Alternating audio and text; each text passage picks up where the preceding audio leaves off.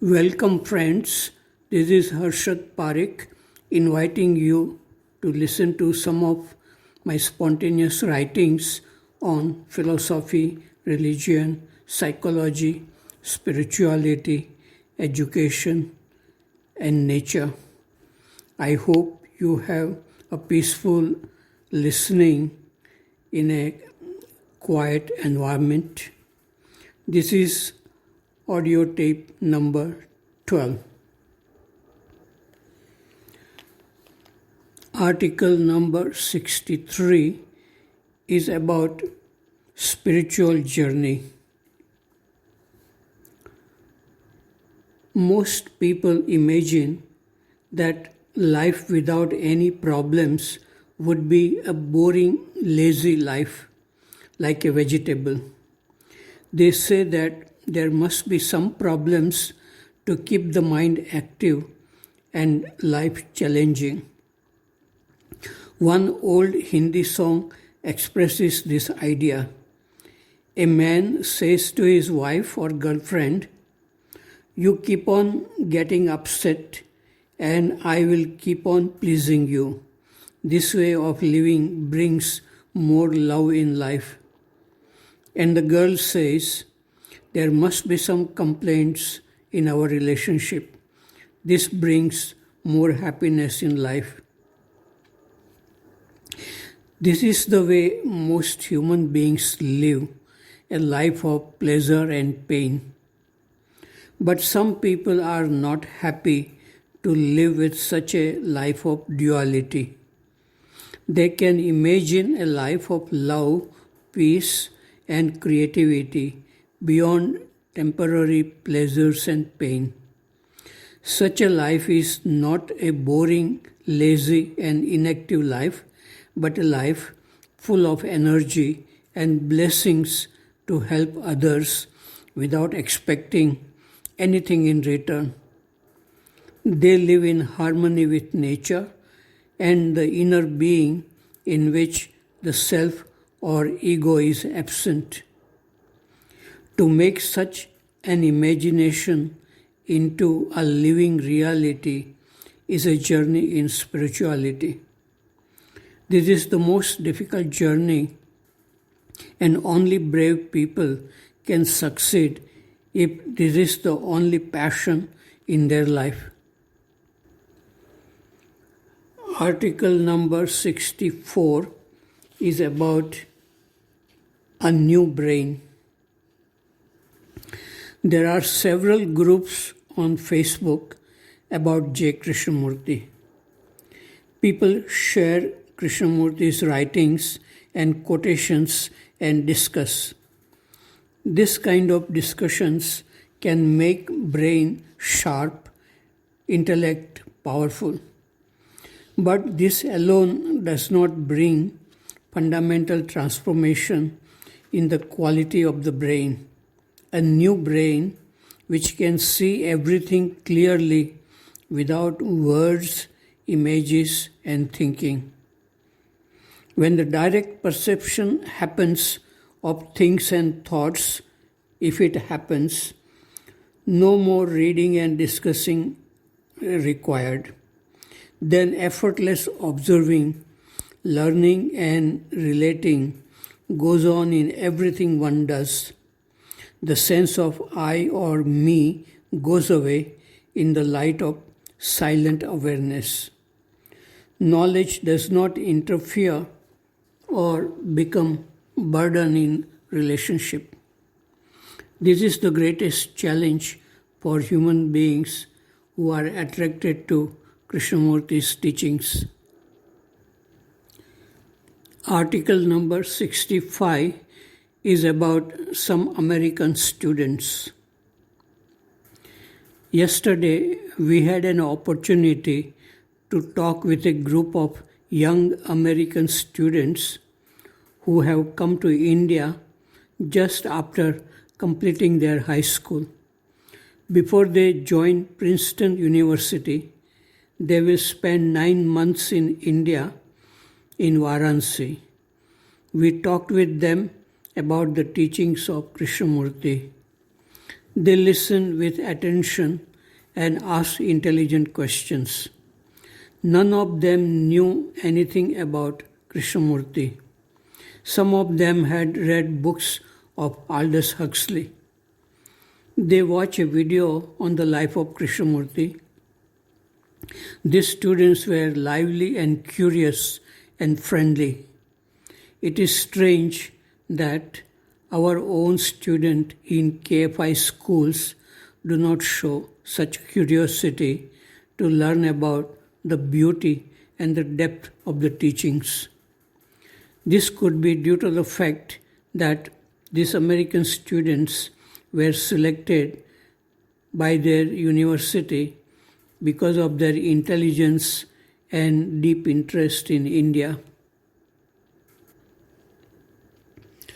Article number 66 about walking in the morning. A young and intelligent looking woman who has studied political science and development and who has traveled widely asked me this morning, "Is it good to go for walks in the morning? I see that you walk alone in the morning." Probably she has not walked in the morning. I said, "I do not know whether it is good or bad to walk in the morning. I do it because I enjoy it. Morning time is the most precious time for walking alone when everything looks fresh and alive in nature. Walking alone in nature is like meditation. We clean our house every day so that dust does not settle. Cleaning the mind every day is much more important than cleaning the house. When the mind is clean and silent, one can feel love and beauty which do not fade with time or age. Most people are not aware that such a way of living is possible. Many people feel lazy and tired to get up in the morning, and if they are awake, they read newspapers or watch TV to know what is happening in the world. Watching the inner world is more important because the quality of our inner world determines the quality of our life in the outer world. A very short article, number 67.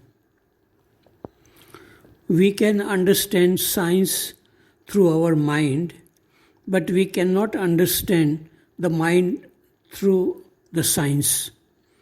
The mind is ever changing with infinite possibilities, and it is not localized in space and time.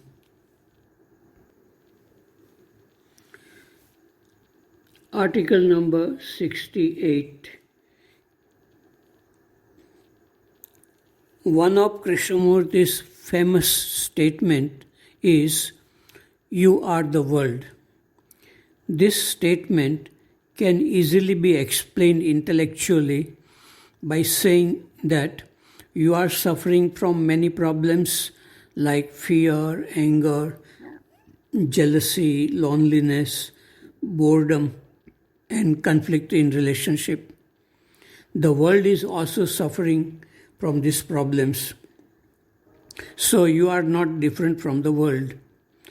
But when this statement is felt deeply at the core of our being, all these problems, especially conflicts in relationship, come to an end. Conflict is possible between two people who fight with each other physically and emotionally. In oneness, there is no conflict. So intellectual understanding does not solve any problem. On the contrary, it creates more problems. Article number 69 is about freedom. How do you react when you are walking alone on a lonely path and suddenly a strange animal comes towards you? If you can look at this animal with curiosity without fear, it means that there is freedom to look. Thoughts and feelings can also be seen clearly when there is such freedom to look. Without such freedom, thoughts and feelings multiply and create many problems in relationship with human beings. Freedom is at the beginning to look at oneself and the world clearly as they are. Article number 70. It is about living with truth. The Buddha pointed his finger at the full moon and said, "Look at the beautiful full moon rising in the east." But his disciples were mesmerized by the beauty of the Buddha's face and his words. They were unable to look at the beauty of the moon. They were attached to the image of the Buddha and his teachings. They wanted to protect the purity of the Buddha's teachings after Buddha's death. They began to analyze the teachings of the Buddha and started quarreling among themselves. Two groups were formed, Hinayana and Mahayana Buddhism. They were really not interested in the truth.